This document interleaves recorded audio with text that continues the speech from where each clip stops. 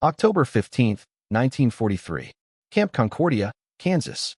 Oberstfreiter Hans Mueller pressed his face against the wire fence, watching in disbelief as American guards threw tennis balls for a brown mongrel that had wandered into the compound 3 days earlier.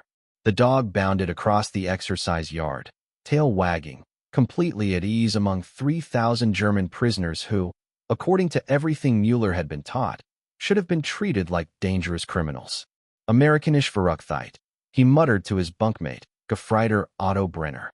American madness. In German military doctrine, animals served specific purposes: guard dogs for security, messenger dogs for communication, pack animals for transport. The concept of keeping animals purely for companionship, especially in a military facility housing enemy prisoners, defied all logic. Yet there was Rex, as the American guards had named him, sleeping peacefully outside the barracks that housed men who had fought at El Alamein and Sicily. The dog had arrived during a thunderstorm on October 12, seeking shelter under the eaves of Building C. By morning, prisoners were sharing their breakfast rations with the scrawny animal, and the American camp commander, Colonel James Harrison, had issued an order that stunned the Germans: the dog stays. The men can keep it as a mascot. Stabsfeldwebel Wilhelm Hoffmann, a career soldier who had served since 1935, couldn't comprehend the decision. In his secret diary, discovered in 1987 among his effects in Munich, he wrote, "Today I witnessed something that calls into question everything I believed about American military discipline. They allow enemy prisoners to adopt stray animals. Not working dogs, not guard dogs, but pets. The guards bring dog food from their own supplies." The psychological impact was immediate and profound. These were men who had been conditioned to view Americans as soft, undisciplined civilians playing at war. The Nazi propaganda machine had spent years depicting American soldiers as weak-willed conscripts who would crumble under the discipline and efficiency of the Wehrmacht. Yet here was a prison camp run with military precision, daily inspections, strict schedules, enforced regulations that simultaneously permitted an act of pure sentimentality that would have been unthinkable in German military culture. Camp Concordia housed 3,087 prisoners from Rommel's Afrika Korps. Hardened veterans who had endured the harsh discipline of German military life, where showing emotion was considered weakness. They had been taught that strength meant suppressing sentiment, that military efficiency required eliminating all unnecessary elements. The sight of American soldiers, who had defeated them in battle, playing with a dog in their prison compound shattered these fundamental assumptions about military character and national strength. Gefreiter Paul Fischer, captured at Kasserine Pass in February 1943, wrote to his wife in a letter that passed camp censors, "The Americans confuse me daily. Their guards are professional soldiers, yet they smile when off duty. Their camp is strictly organized, yet they permit chaos like stray dogs running freely. They defeated our armies in Africa, yet they show kindness to animals that serves no military purpose. What kind of warriors are these who combine efficiency with sentiment?" The first indication that this was more than isolated American eccentricity came when Rex began following the daily work details. Each morning at 0600, prisoners formed into groups of 30 for agricultural labor on surrounding farms. Rex would position himself near the gate, tail wagging, as if understanding the routine. The American guards not only allowed the dog to accompany work details, but provided him with his own water bowl for the fields. Unteroffizier Klaus Weber, a former schoolteacher from Württemberg, watched American Sergeant William O'Sullivan personally ensure Rex had shade during hot Kansas afternoons. Weber noted in his diary, "The sergeant shows more concern for a stray dog than our officers showed for wounded soldiers. He carries extra water specifically for the animal. This is not weakness as we were taught, but a different kind of strength, one that includes rather than excludes compassion." The contrast with German military culture was stark and disturbing for men raised in a system that valued harshness as virtue. In Wehrmacht training, unnecessary kindness was actively discouraged as incompatible with military effectiveness. Officers who showed excessive concern for subordinates were criticized as weak. Animals were tools, not companions. Yet American military efficiency seemed to include rather than exclude acts of kindness. The feeding schedule revealed systematic American approach to what Germans saw as random sentiment. Colonel Harrison had established specific times for dog feeding, assigned responsibility to rotating prisoner teams, and allocated daily food rations from camp supplies. This wasn't chaotic indulgence, but organized compassion, a concept that challenged German understanding of military order. By October 20th, Rex had established himself in the daily routine of Compound B. Prisoners competed for the privilege of walking him during exercise periods. Men who had been withdrawn and sullen since capture found themselves animated when interacting with the animal. The dog provided emotional release that no human contact had achieved in months of captivity. Dr. Robert Stern, the camp psychiatrist brought in to assess prisoner morale, observed interactions between German POWs and Rex with professional fascination.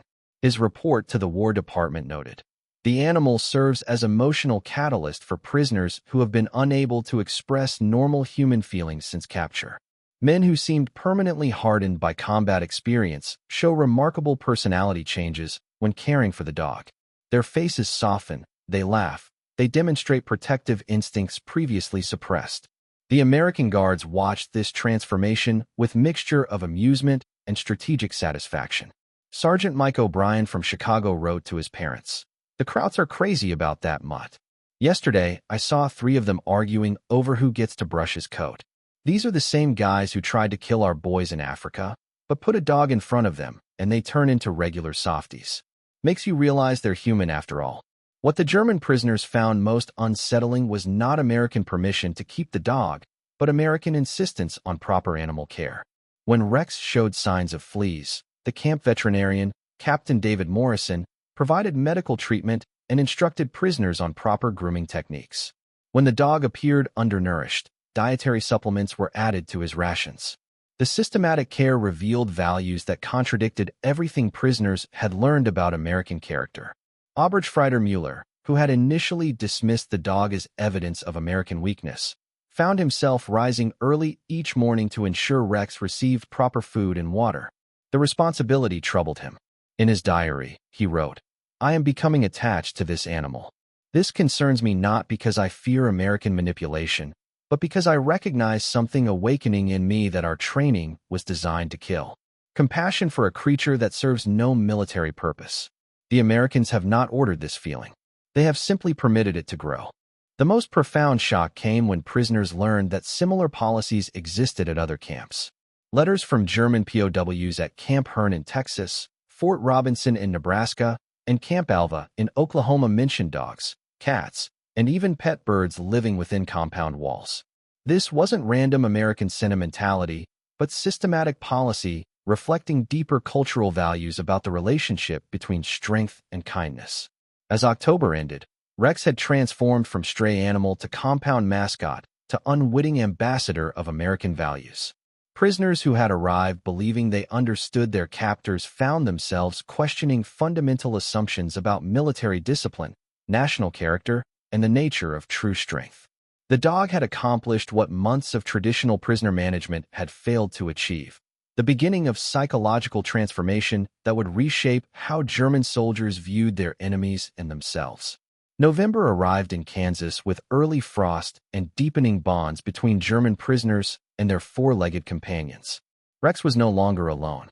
Word had spread through mysterious prisoner networks that operated between camps, and somehow, stray dogs across the American Midwest seemed to know that Camp Concordia offered sanctuary.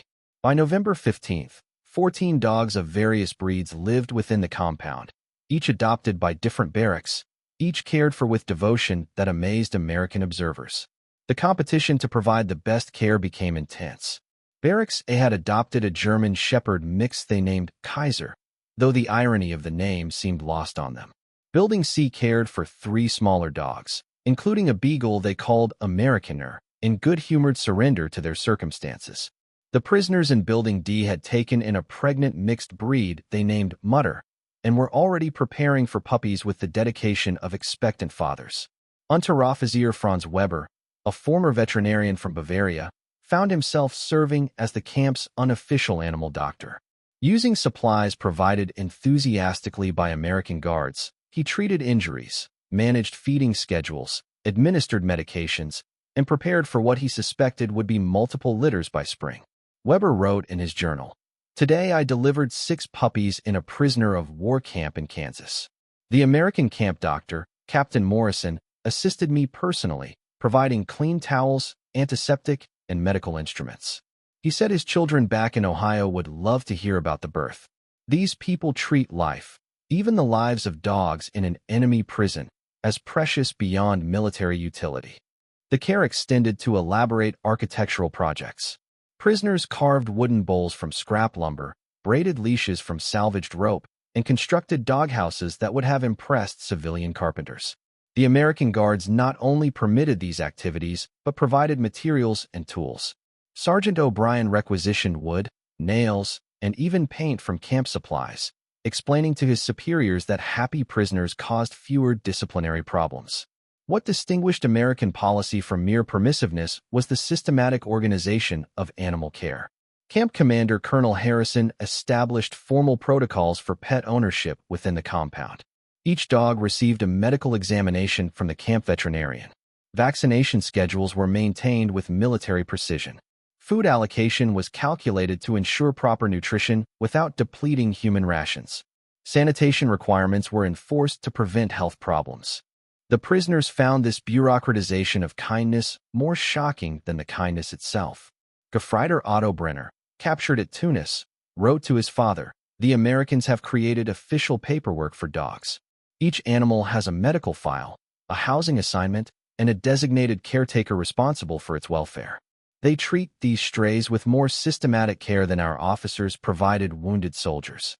This is not chaotic sentiment, but organized compassion." The daily routine revealed the depth of emotional investment. Prisoners woke not to bugle calls, but to puppies demanding attention. They fed animals before feeding themselves, worried about canine health problems, celebrated when litters were born healthy. Men who had been trained to view tenderness as weakness discovered feelings they thought military service had permanently destroyed. Gefreiter Klaus Richter, captured at Anzio, experienced what he later described as psychological rebirth. "Each morning, I wake not to thoughts of defeat and imprisonment, but to Sophie, the small terrier mix who sleeps at the foot of my bunk. She depends on me completely, trusts me without reservation, loves me despite my status as defeated enemy." I had forgotten that such pure relationships existed. In the Wehrmacht, all connections served military purposes. Here, I care for a creature simply because she needs care. The American camp psychologist, Dr. Robert Stern, documented this transformation in weekly reports that would later influence prisoner rehabilitation programs throughout the theater. His observations noted measurable improvements in prisoner behavior. Instances of depression decreased 31%, aggressive incidents dropped 45%, and cooperation with camp authorities improved dramatically. Most remarkably, attempted escapes became virtually non-existent. Men who had been planning desperate flights to freedom found themselves unwilling to abandon animals that depended on them. The dogs bridged cultural and linguistic barriers between captors and captives in ways human interaction had failed to achieve. American Guards began joining prisoners during dog-walking periods, sharing stories about pets back home, exchanging training techniques, and discovering universal experiences of animal companionship that transcended national differences. Sergeant William Thompson from Iowa, whose own farm dog had died shortly before his deployment to Africa, found unexpected comfort in the camp's growing canine population. He wrote to his parents in Des Moines, "The German prisoners love dogs exactly the way we do. When I see Hans feeding his little mutt every morning, sharing his breakfast without thinking about it, I remember how Dad used to sneak table scraps to our old hound." War makes you forget that enemies are people too. These dogs remind us that some things are bigger than politics. The language of dog care became the first common vocabulary between Americans and Germans. Prisoners learned English words like sit, stay, and good boy. Guards picked up German commands like sitz and Platz. Children's games with puppies created laughter that crossed all boundaries. Men who had been trying to kill each other months earlier now collaborated in building better doghouses and sharing veterinary knowledge. Captain Morrison, the camp veterinarian, found himself conducting informal classes in animal care for both prisoners and guards. His lectures on proper nutrition, disease prevention, and behavioral training drew audiences of 50 men representing both sides of the war. Medicine knows no nationality, he explained to visiting Red Cross inspectors. A sick dog is a sick dog whether owned by Americans or Germans. Teaching proper care serves everyone's interests. The emotional attachment extended beyond individual relationships to transform camp social dynamics. Prisoners who had remained isolated and sullen since capture began forming friendships based on shared animal care. Veterans from different German units, men who might never have spoken under normal military circumstances, collaborated in puppy training and health care. The dogs created community where military hierarchy had failed. More significantly, the animals provided emotional outlet for grief and loss that men had been unable to express through human contact. Prisoners who had lost friends in combat, who worried constantly about families in war-torn Germany, who faced uncertain futures as defeated enemies, found in animal care a safe channel for feelings that military culture had trained them to suppress. Oberstfreiter Heinrich Koch, whose unit had been decimated at El Alamein, adopted a spaniel mix he named Liesel after his deceased sister. His attachment to the animal bordered on obsession, but camp psychiatrists recognized healthy emotional processing rather than unhealthy fixation. Koch's care for Liesel allowed him to express protective instincts and gentle feelings that combat had nearly destroyed. By December 1943, the dogs had become integral to camp life in ways that surprised American authorities and transformed German prisoners. Morning head counts included animals alongside humans. Medical supplies budgeted veterinary care. Work details accommodated dogs that refused to be separated from their owners. The systematic integration of animals into military prison routine represented an innovation in prisoner management that exceeded all expectations. The correspondence between German prisoners and their families reflected this transformation. Letters home, once filled with military complaints and requests for packages, increasingly described animal antics and care responsibilities. Wives and mothers in Germany read detailed accounts of puppy training, veterinary treatments, and canine personalities. The dogs had given their caretakers something positive to discuss, a source of joy in circumstances designed for punishment and confinement. The success at Camp Concordia inspired similar policies at installations across the United States. Camp commanders at Fort Robinson, Camp Hearn, and dozens of smaller facilities began permitting and then actively encouraging prisoner pet ownership.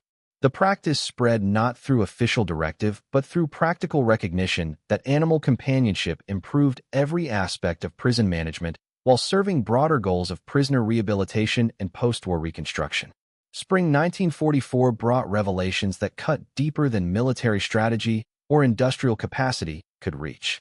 The systematic kindness surrounding animal care revealed American values that challenged fundamental German assumptions about power, authority, and national character.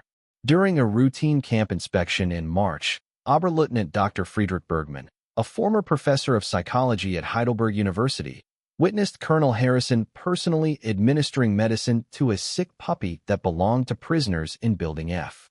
The American officer, who commanded 3,000 enemy prisoners and oversaw critical agricultural labor programs supporting the war effort, spent 15 minutes on his knees in the mud, carefully measuring liquid medication and coaxing the reluctant animal to swallow it. He spoke gently to the dog in English, while German prisoners watched in stunned silence. When the puppy finally took the medicine, Harrison smiled with genuine satisfaction before standing and continuing his inspection as if nothing unusual had occurred. In Germany, Bergmann wrote in a letter smuggled to his colleague Professor Wilhelm Keller at the University of Munich, "Officers demonstrate authority through distance and severity. They command through fear, maintain discipline through punishment, and show strength through domination of subordinates." Here, the American commander shows strength through protection of the vulnerable. He commands respect not through intimidation, but through character. His men follow him because they want to, not because they must. This represents a form of leadership we never understood. The dogs had become unwitting professors of American democracy, teaching concepts that no political lecture could have conveyed. Through caring for animals, German prisoners discovered responsibility without domination, leadership through service, and strength expressed through gentleness rather than harshness. Men who had been trained to view compassion as weakness found themselves developing emotional attachments that made them more fully human. The transformation was psychological and systematic. Gefreiter Klaus Richter, captured during the failed German counteroffensive at Anzio, experienced what he described in his diary as a complete reawakening of suppressed humanity. Each morning, I wake not to the harsh bugle calls of military routine, but to Sophie demanding attention and breakfast. I feed her before myself without thinking. I worry about her health more than my own. I feel genuine joy when she plays. These emotions were forbidden in the Wehrmacht, branded as weakness incompatible with military efficiency. Yet here, among my enemies, I rediscover feelings I thought were permanently lost. The American approach to animal welfare revealed a sophistication that impressed even German professionals. Dr. Weber, the Bavarian veterinarian, found himself working alongside Captain Morrison in what amounted to a fully equipped animal hospital. The Americans had established not just permission for pets, but systematic veterinary care that exceeded what many German civilians received during wartime rationing. They have X-ray equipment for diagnosing broken bones in dogs, Weber wrote in amazement. Surgical instruments specifically designed for small animal operations. Pharmaceutical supplies, including antibiotics that German human patients cannot obtain. When Mutter developed complications during her second pregnancy, Captain Morrison performed a cesarean section using equipment and techniques I had only read about in pre-war veterinary journals. The care extended beyond medical treatment to behavioral training and psychological support.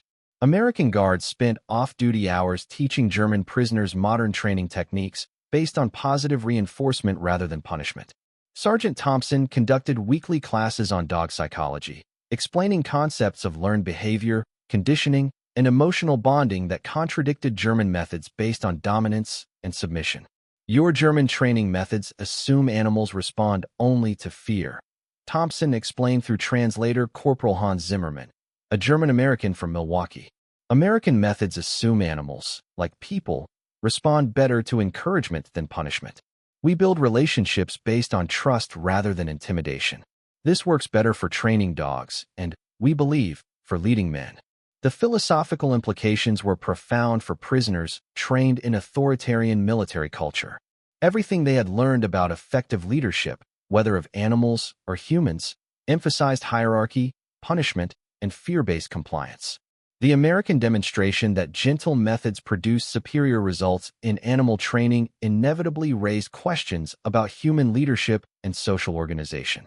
More disturbing for Nazi ideology was the integration of different breeds, sizes, and temperaments within the dog community. American guards encouraged socialization between animals regardless of breeding or background. Mixed breeds received equal care with purebreds. Large dogs played peacefully with small ones. The canine community demonstrated diversity and cooperation that contradicted racial theories fundamental to German political education.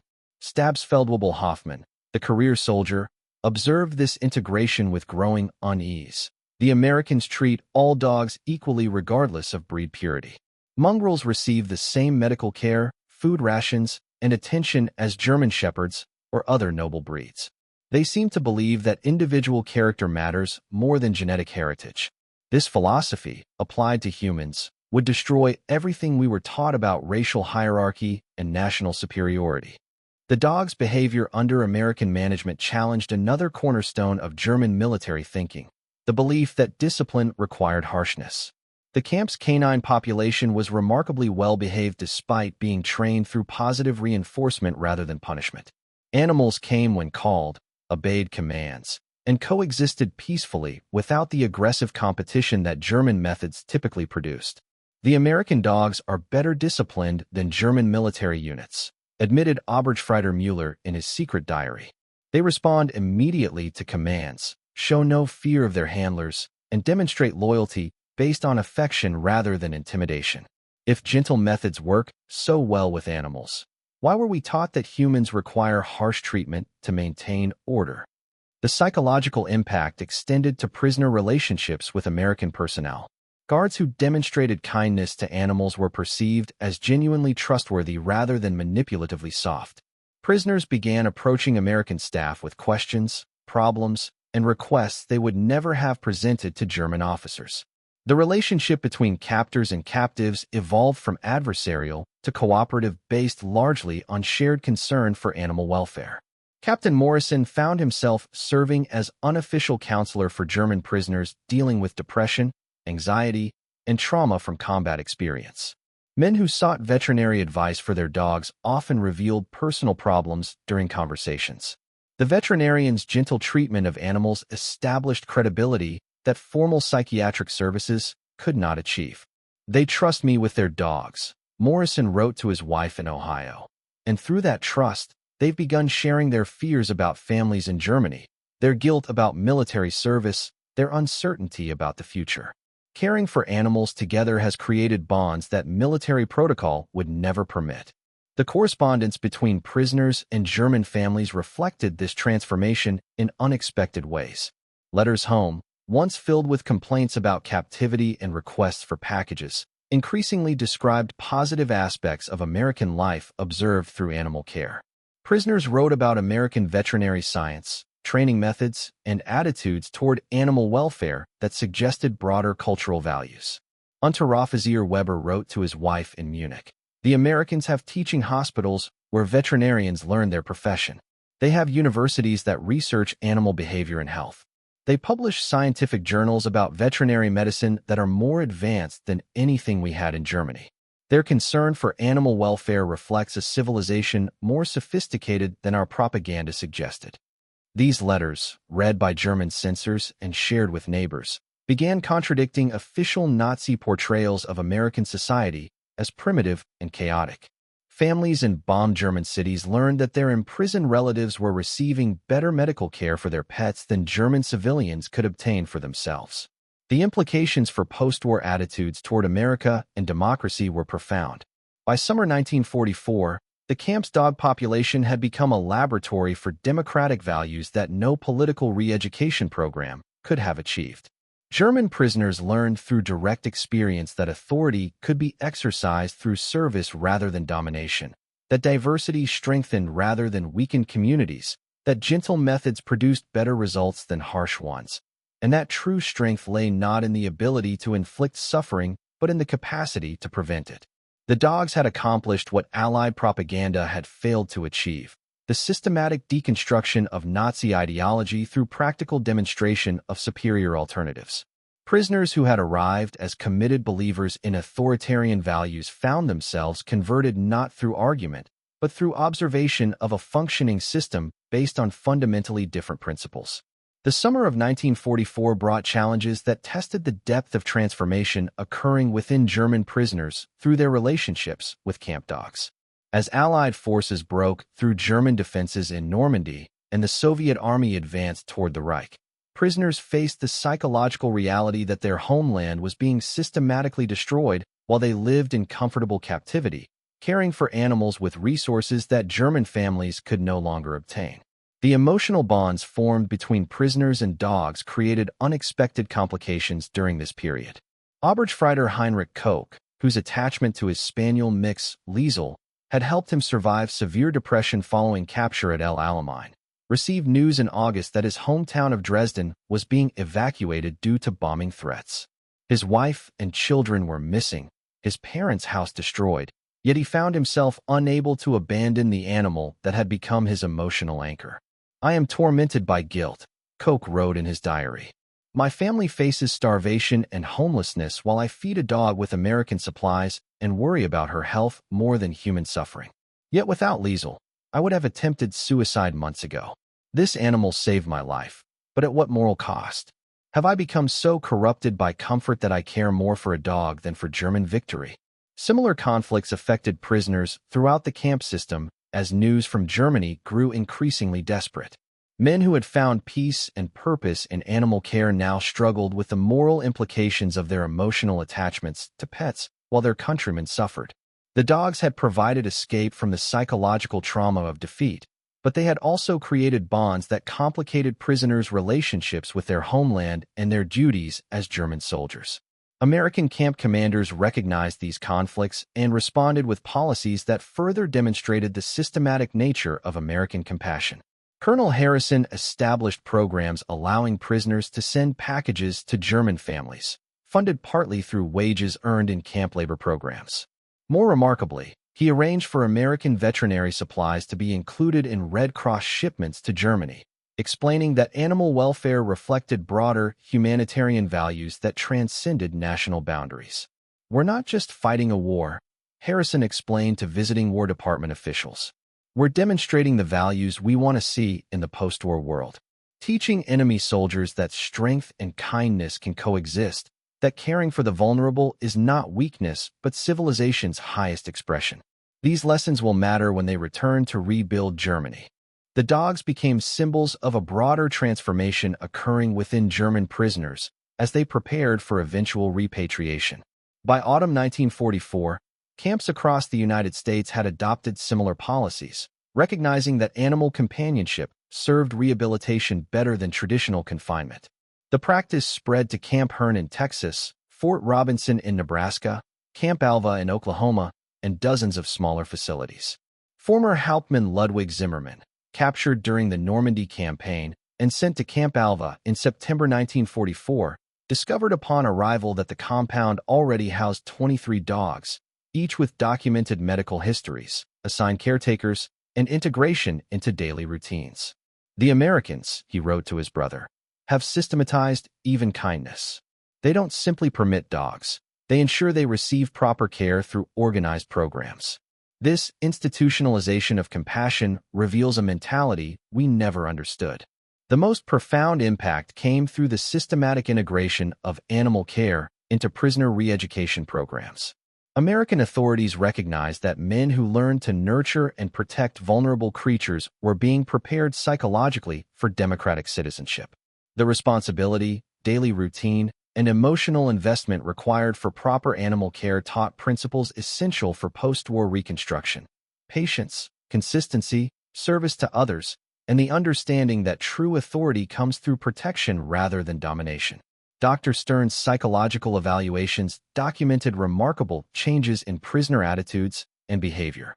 Men who had arrived as committed Nazis, convinced of German racial superiority and American weakness, were requesting English lessons, American history books, and information about democratic institutions. The transformation occurred not through political indoctrination, but through daily experience of American values demonstrated through animal welfare policies. "The dogs have accomplished what lectures about democracy could never achieve," Stern reported to the War Department. "Prisoners learned through direct experience that American strength includes rather than excludes compassion, that efficient organization can serve humanitarian rather than merely military purposes, that true leadership means service to those who depend on you. These lessons will serve them well when they return to rebuild German society." The emotional crisis came as the war neared its end in 1945. German prisoners faced the heartbreaking reality of leaving behind animals they had cared for as family members for over a year. Many prisoners requested permission to bring dogs to Germany, requests that American commanders tried to accommodate when possible through complex negotiations involving military bureaucracies, international organizations, and civilian authorities. The most successful case involved Oberstfreiter Koch and his beloved Liesel. Through Red Cross officials and persistent negotiation, arrangements were made to transport the dog to Germany as part of prisoner repatriation. The complex paperwork, involving multiple military commands and international agencies, succeeded because American officials recognized the psychological importance of maintaining bonds that had enabled prisoner rehabilitation.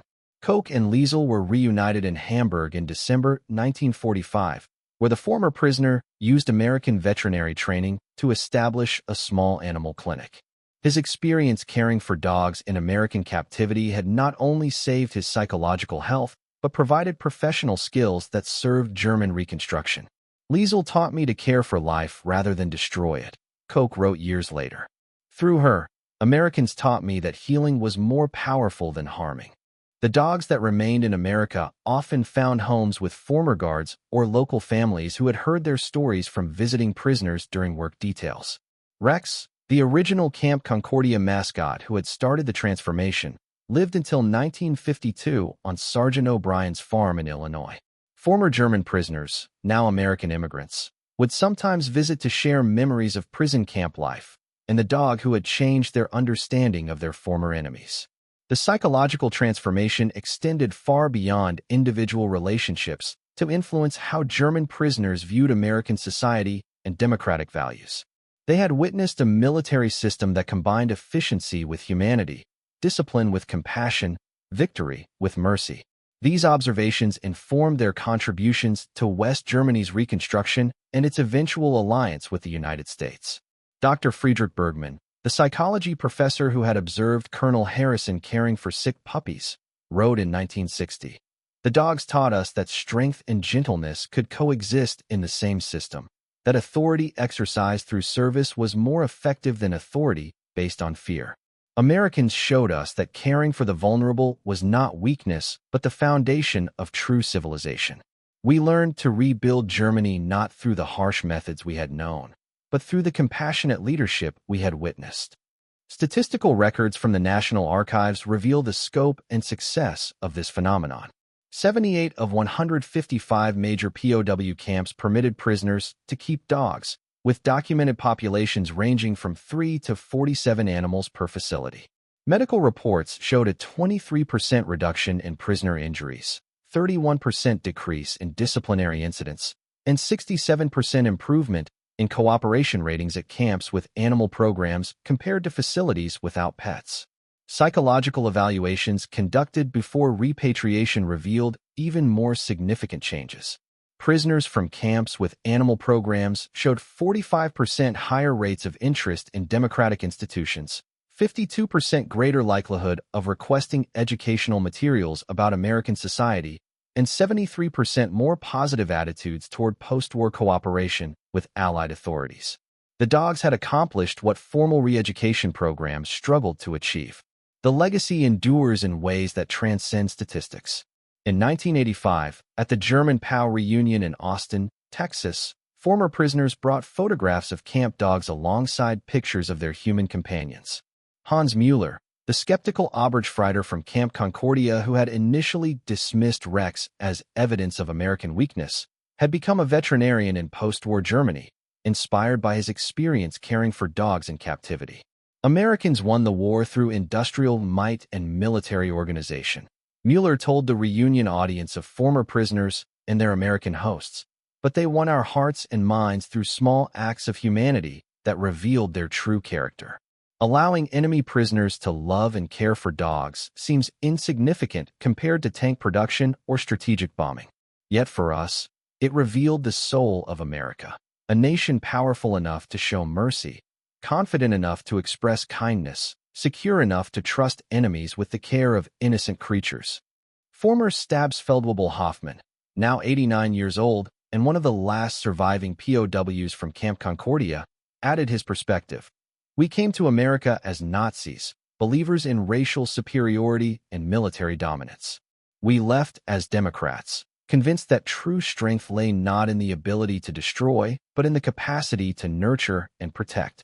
The dogs taught us lessons about leadership, community, and human dignity that shaped how we rebuilt our country after the war." The story of dogs in German POW camps demonstrates that the most profound victories are often the quietest ones, won not through overwhelming force, but through consistent demonstration of superior values. In allowing defeated enemies to care for stray animals, America revealed the principles that would define the post-war world. The belief that all life has inherent dignity, that even enemies deserve compassion, that true civilization lies not in the power to inflict suffering, but in the commitment to prevent it. The German prisoners who experienced this transformation became unwitting ambassadors for democratic values, carrying back to their homeland not just memories of American industrial might, but understanding of American moral strength.